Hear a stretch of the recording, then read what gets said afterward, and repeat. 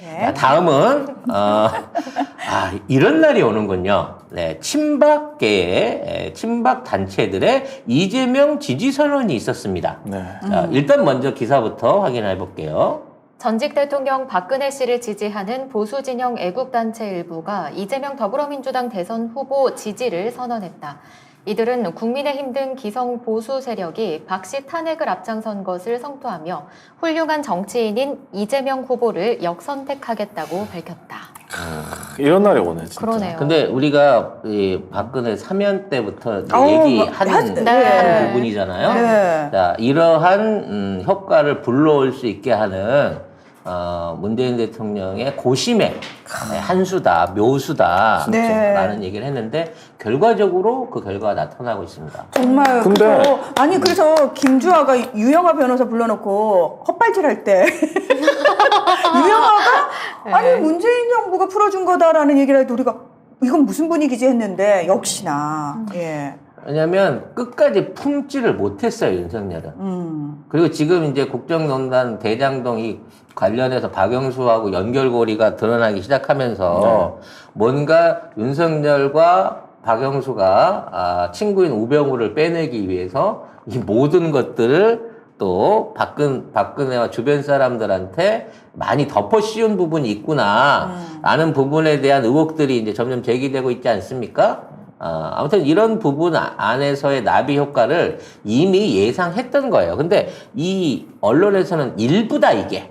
일부 보수단체다라고 말하고 있는데 에헤이. 이 단체들은 쉽게 말해 새마을 청년회 같은 거야.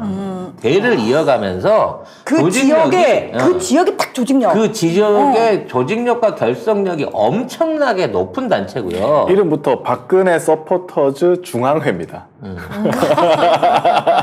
실제로 박근혜 대통령을 만들어냈던 핵심 지지 세력들이고 이 숫자가 최소 30만이라고 얘기가 될 수 있을 그렇죠. 정도의 그 규모예요. 우리가 선거에서 사실 돈의 힘이라고 얘기하는데 돈과 조직이거든요. 그렇죠. 근데 조직이죠. 이 조직은 이 전통적인 그 지역의 조직은 쉽게 장악할 수 있는 게 아니에요. 그러니까 늘 말씀드립니다만 정치라고 하는 거는 대의가 있어서 앞에 당이라든지 그 후보가 앞에 보이는 거지만 운동은 조직원들이 하는 거예요. 그렇죠. 그래서 이 조직들이 단체로 움직인다고 하는 거는 사실상 표가 출렁출렁 하는 거거든요. 30만이야. 저쪽의 표 30만이 고스란히 이쪽으로 넘어오게 되면 60만의 차이를 내는 거예요. 그렇습니다. 절반의 효과만 봐도 30만이라고 하더라도 핵심 지지층의 이탈이라고 하는 파급 효과를 생각했을 때 이건 윤석열 측에서는 정말 엄청난 위기를 맞은 거야. 근데 이분들이 하는 얘기가 맞는 얘기밖에 없어. 허황된 얘기가 아니에요. 박근혜 대통령 탄핵의 주범은 국민의힘이다. 맞잖아. 네. 거기서 만약에 탄핵을 찬성 안 했으면 도저히 숫자상으로 못 만들어낼 그러니까 그 숫자였죠. 그 탄핵 찬성했으니까 그렇게 된 거고 그 다음에 45년 구형한 윤석열이 보수의 대권 후보가 웬 말인가? 윤석열 맞거든. 보수가 아니라는 거거든. 그러니까 사과도 안 했어. 박근혜 45년 구형한 것도 윤석열 맞아요. 이게 다 맞는 말이에요. 이 사람들 하는 말이. 허황된 말이 아닌 겁니다. 그러니까 이 사람들의 선언문 전문이 나와 있는데 여기에 이렇게 돼 있어요. 정권 교체 웃기는 말이다.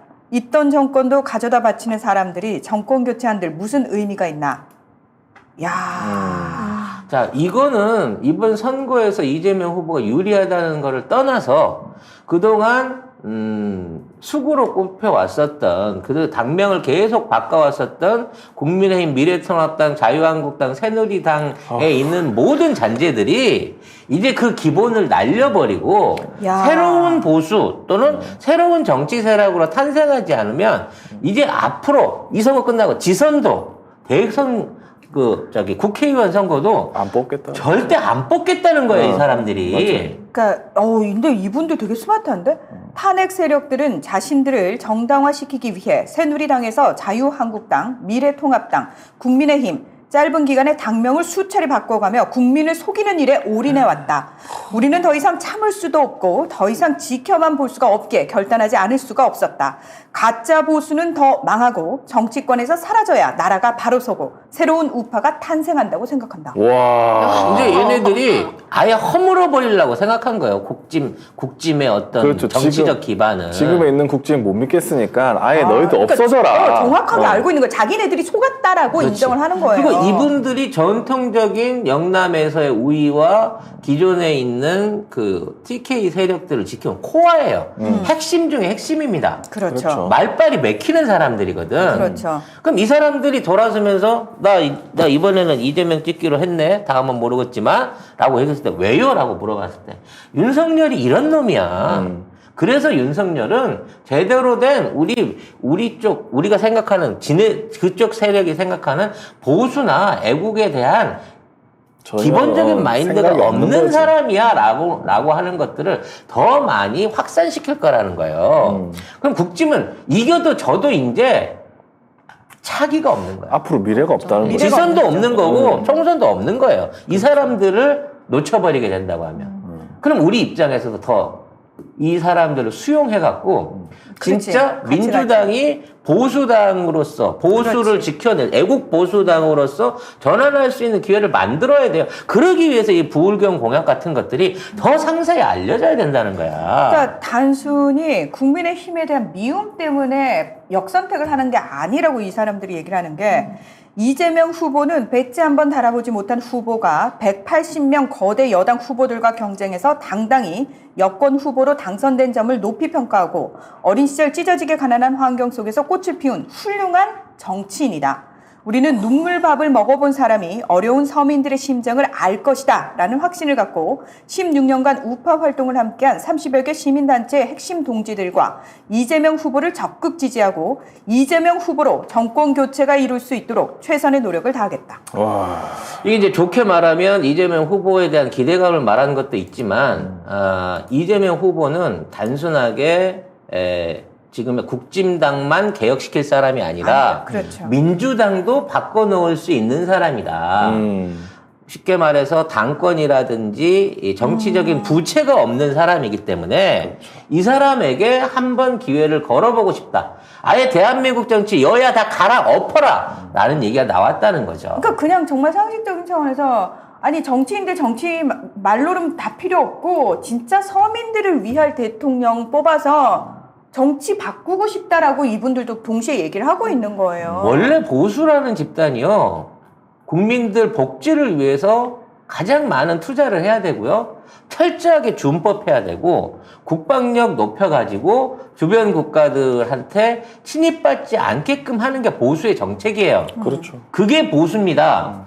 진보, 물론 이제 뭐 진보는 개혁이라든지 좀 더 빠른 변화, 그 다음에 뭐 노동 개선, 뭐 차별의 금지 이런 쪽에서 기치를 두고 있지만 지금 이 땅 안에 진보보다 더 귀한 게 보수가 돼버린 거예요. 보수라고 그러니까 제대로 할 된 수 있는 보수. 제대로 된 보수라고 하는 게 사실 우리가 그다음 보수라 했지만 지난 50년대 이후에 70년 동안 대한민국에 제대로 된 보수는 탄생하지 못했다는 거거든. 그렇죠. 이제 민주당의 계속되는 장기 집권이 또는 뭐 집권이라는 좀 뭔가 나쁜 뉘앙스가 있는데 계속되는 민주당의 변화와 정권에 대한 변화의 움직임이 이제는 찐 보수로서의 민주당의 가치를 보여줄 수 있는 시기가 됐고 그 가치를 이재명 후보가 실현할 것이다라고 저쪽 사람들도 믿고 있다는 거예요. 그러니까 우리도 사실 민주당 지지자이긴 하지만 민주당 내 수박들 그리고 문재인 대통령의 그 행보에 오히려 방해가 되고 걸림돌이 되는 수많은 행태들에 대해서 굉장히 분노하고 화가 나지 않습니까? 똑같은 거예요. 사실 어떤 의미에서는 지금 제가 읽어드린 그 전문의 내용에 그 사람들의 마음하고 우리의 마음이 결코 다른 마음이 아닌 거예요. 이 중요한 시기 들어서 쉽게 말하면 적진 안에서 우리 편이 봉기를 한 것이고요. 이와 동시에 호남에서의 이재명 후보에 대한 지지율이 급격하게 올라가고 있어요. 원래 이게 윤석열 지지하는 바람이 세다. 40% 이상도 나온다. 뭐 이런 얘기들이 있었어요. 그 얘기 나왔죠. 하지만 그 바람이 한꺼번에 이거하고 같이 동시에 불면서 지금 지지율 역전 현상 초격처가 확 벌어지기 시작하고 있다는 겁니다. 설 민심 이후에. 그 2월 이후에 뭔가 변화가 일어난다라고 하는 어떠한 그 추호 선생의 예언이 아니었던 거야. 스케줄이었던 거지. 추호 선생하고 이재명 후보하고 비공개로 오래 대화를 하셨다는데 그럼 확실히 SS 쪽도 정한 건가? 딱 선을? 난 이 보수단체가 움직이는 데 있어서의 가장 중요한 말은 스폰서라고 생각해요. 그렇죠. 그거죠. 이 집단들은 이미 오랫동안 기득권을 유지해왔고 그 기득권 집단하고의 어떠한 형태로의 뭐 거래라면 거래고, 관계라면 관계를 지금까지 유지해온 사람이었어. 그러니까 돈 되는 사람 말에 따라서 그 간판을 손을 들어줬던 사람들인 거지. 근데 그 사람들이 손을 돌렸다고 하는 거는 이 사람들의 가장 큰 스폰서가 움직였을 가능성이 충분히 있다는 거야. 그럼 보수단체 스폰서가 누구야? 지역 SS야. 중소기업이겠냐고. SS야. 우리 대기업들이나 그쪽 지역의 토종 거대 기업들과 자본가들이 결국은 그 세력을 움직이는 중심추 아니겠냐고. 그 사람들이 움직이기 시작했다는 것 자체가 굉장히 중요한 변화의 시작이라는 거예요. 자, 그러면 이재명과 김종인 두 분의 비공개 심야회담.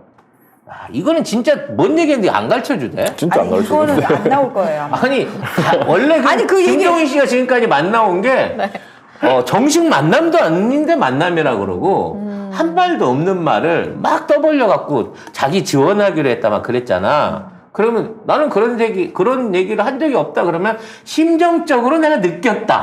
라고 발표를 하더니, 이런 회동들이 있었는데, 이번에는 심야에 전격적으로 회동을 했는데 뭔 얘기를 했는지를 짐작을 못 하고 있어요. 야. 1시간 넘게 진행됐는데도 모르죠. 내용을. 그거를 저기 SS가 이제 이쪽으로 섰네라는 말을 어떻게 밖에다 해? 그렇지. 우리 오빠가 재용 오빠가 확실하게 붙었다고 얘기를 어떻게 해? 늘 그런 거 있잖아. 증거로 보여주는 거. 그렇지. 먼저 보수단체가 움직인 다음에 김정일이 나서서 이거 움직인 사람들 우리야. 뭐 이제 좀 믿겠지. 그리고 조금 있어봐. JTBC에서 빵빵 터져. 뭐 이렇게. 그래서 우리가 지금 이렇게 이쪽에 힘 보태고 있다는 거 잊지 말고 너무 세게 하지 말자고. 뭐 이런 얘기가 아니었겠나. 라는 생각을 해보기는 합니다. 하나만 약속해주게. 제발 좀 빼줘. 재용이는 안 넣는 것만 약속해주게 뭐 이랬을 수도 있어. 물론 오피셜이에요, 여러분. 들어가네. 못 견뎌하네. 그거 하나만 약속해주게. 하긴 유승민이 지금 거의 실종 상태니까 누구 말 전해줄 사람이 없잖아. 아니 그리고 지금 그 낙엽에 대해서 이제 얘기하시는 분들 많으신데 제가 봤을 때는 추호 어르신이 직접 다이렉트로 만났잖아요. 거치지 않았어요. 이건 무슨 얘기다? 낙엽 당분간은 나가리라는 겁니다. 그리고 이제 용도 폐기된 거고요. 당연하죠. 자, 이제 새로운 낙엽이 될지 새로운 토마토가 될지는 모르겠지만 김동연의 존재가 당내에서 강력하게 부상할 거예요. 이 역시도 이 회동 안에 있는 얘기가 아니겠냐라는 내피셜을 돌려봅니다. 여러분. 네, 왜냐면 직접 아무도 얘기를 안 하니까 여기에 대해서 짐작을 해볼 수는 없지만 지금 저기 추호가 말했던 2월 달의 시작, 설 이후의 시작, 그리고 깜짝 놀랄 만한 변화, 그리고 긴급하게 이루어지는 회동, 이 모든 것들을 미루어 봤을 때 이제 이 땅을 움직이고 있는 기득권 세력들의 판단도 윤석열로는 안 되겠구나. 상식적인 국가, 정당한 법 집행을 할 생각이 없는 집단이구나. 이것들이 무당질한 걸로 갖고 나라를 통으로 털어먹게 생겼구나. 라는 위기의식 안에서 점점 더 이러한 진짜 보수나 기득권에 있는 세력들의 이재명 지지세가 늘어나는 신호탄이 아닌가 싶은 생각을 합니다. 네. 우린 사실 이 방송을 보고 우리 스스로 깨어나면서 우린 그런 꿈을 꾸잖아요. 노무현 대통령이 말씀하셨던 진짜 정치를 바꾸기 위해서 나오셨던 분이고 노무현 대통령 그리고 그 유지가 문재인 대통령까지 이어지고 있고 우리 역시도 강력하게 바꾸길 원하고 있지만 그건 말 그대로 우리의 꿈일 뿐이고 그걸 우리의 목표죠. 사실은 목표인데 현실 정치는 너무나 냉혹하단 말이죠. 그리고 기존의 권력을 나눠서 가지고 있는 그 세력들을 한꺼번에 쳐낼 수조차 없고 그걸 쳐내기 위해서 우리 쪽이 너무 많이 다치고 너무 많이 아파하고 이런 과정들을 우리가 지금 겪고 있잖아요. 몇 년째. 그러면서 지금 우리가 하는 이 얘기들이 아니 이건 타협 아닌가요? 아니 결국은 그럼 그쪽에서 대통령을 정하는 건가요? 아니죠. 우리가 원하는 대통령을 세우고 그 정권들을 연장시켜 가면서 우리가 원하는 꿈인 정치 교체를 하기 위해서 우리도 그 세력들을 이용한다고 생각을 하셔야 되는 거예요. 만일에 삼성이 지금까지 두고 보면서 관망을 했는데 보기에도 윤석열이 확실하게 이길 것 같다 그러면 보수단체를 왜 움직입니까? 그렇죠. 여기에서 다시 한번 힘 실어줘가면서 나 건드리지 말자라고 각서를 받아나는 게 더 낫죠. 그렇죠. 그럼에도 불구하고 이렇게 온다는 거는 이미 골든 크로스뿐만 아니라 윤석열 측의 허울 좋은 여론조사에만 기대고 있는 지지율이 폭망하기 시작했다라는 게 점점 더 드러나 보이는 거예요. 그리고 이제 민주당도 이와 관련해서 그동안에 없었던 공세로 방향을 바꾸고 있습니다. 대장동 관련한 게이트에 대해서 이제 물어보기 시작한 거고요. 그걸로 갖고 정면 돌파를 하고 국감을 하겠다. 선거 결과에 상관없이 맞아요. 예, 특검을 하겠다라고 끝나고 나서도 하는, 대장동 예, 특검 하겠다고 했죠. 선언을 했고 윤석열이 갑자기 쫄아가지고 예전에는 해해 그러더니 그게 무슨 말도 안 되는 소리야 이러고 나서고 있는 상황이거든요. 이미 곽상도가 구속됐을 때부터 그 그림이 나오기 시작한 거예요. 버려졌다는 거죠. 곽상도는 버려졌는데 곽상도는 이제 아들을 버리려고 하고 있어요. 예? 아들이 돈 받는 걸 몰랐다. 나는 모르고 아들이 받았어. 아들이 아빠 대신에 이거 받아 챙긴 것 같다. 아들을 버렸어요. 냉정한 부자지간이네요. 내가 야. 살기 위해서 아들을 야. 버릴 수 있는. 와. 아니 너무해. 와, 아무리 그래도 이러다가 그렇지. 내 아들 아니라고 얘기할 거야. 저 아들 아니, 저 아들 없었어요. 이럴 파. 나는 좀 너무 웃겼어 이 말을 하는 것 자체가. 아무튼 이러한 검찰이라든지 수사기관 또 이와 관련된 그 전반적인 눈치만 보고 있던 이 기관들과 세력들이 한 달을 앞서 놓고 나서는 이제는 손익계산서를 끝냈기 때문에 어차피 승자는 나와요. 승자와 패자가 나옵니다. 그러면 마지막 순간에 패자의 손을 잡고 싶은 사람은 없어요. 없죠. 당연하죠. 결국 이러한 변화, 우리가 답답하게 생각하고 있었던 지지율이 늘지 않는 이러한 부분에 한 지루했던 답보가 이제 끝나고 본격적인 이재명 후보의 강세, 대세가 시작되는 시점이 아닌가라고 분석하고 싶습니다.